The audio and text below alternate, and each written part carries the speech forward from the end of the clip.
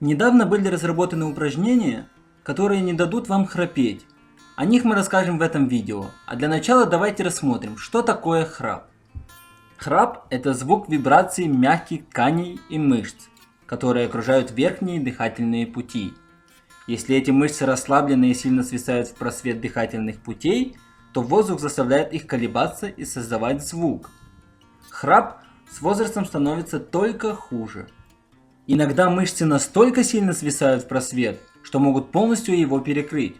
В этом случае воздух перестает поступать, и человек вынужден проснуться, чтобы вздохнуть. Такое состояние и называют синдромом ночного апноэ. Синдром ночного апноэ не только вызывает постоянную усталость и сонливость, он мешает спать вашим близким и повышает риск других болезней, в том числе болезней сердца. Если укрепить мышцы, то они укоротятся и станут меньше вибрировать и колебаться. Следовательно, уменьшится храп. Ученые доказали это. 3 месяца упражнений снижают частоту храпа на 36%, а силу звука на 59%. Эти упражнения простые, безопасные, эффективные и бесплатные. Попробуйте их.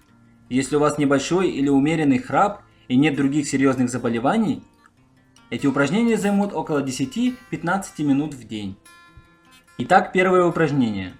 Упритесь кончиком языка в небо и проведите им спереди назад 20 раз. Второе упражнение.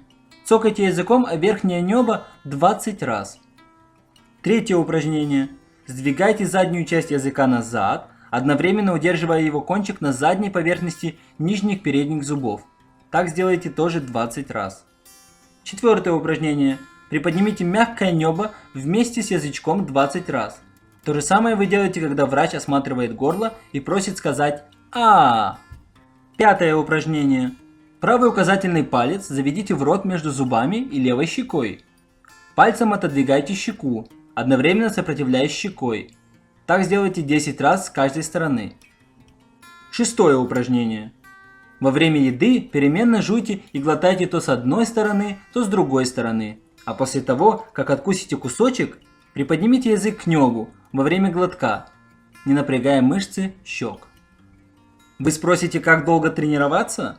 Если вы ходили полгода в спортзал, а потом бросили занятия, то постепенно потеряете хорошую физическую форму.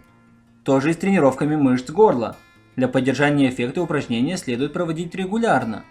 Попробуйте сделать упражнения для мышц верхних дыхательных путей частью ежедневного ухода за собой.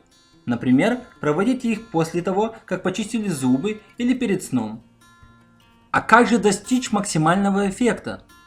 Часто при храпе рекомендуют трижды в день пользоваться каплями в нос. И это действительно уменьшает заложенность носа при насморке, который провоцирует храп. Для увеличения эффектности упражнений не пейте алкоголь на ночь, сбросьте лишний вес. Если упражнения не оказали должного эффекта, или вы не можете их выполнять, в таком случае есть несколько альтернативных вариантов. Сбросьте лишний вес, спите полулежа, туловище и ноги образуют угол примерно в 30 градусов. Или не спите на спине, не пейте на ночь алкоголь, бросьте курить, приобретите специальные вкладки в нос против храпа. На этом у меня все. Не болейте, подписывайтесь на мой канал, ставьте пальцы вверх. До скорых встреч!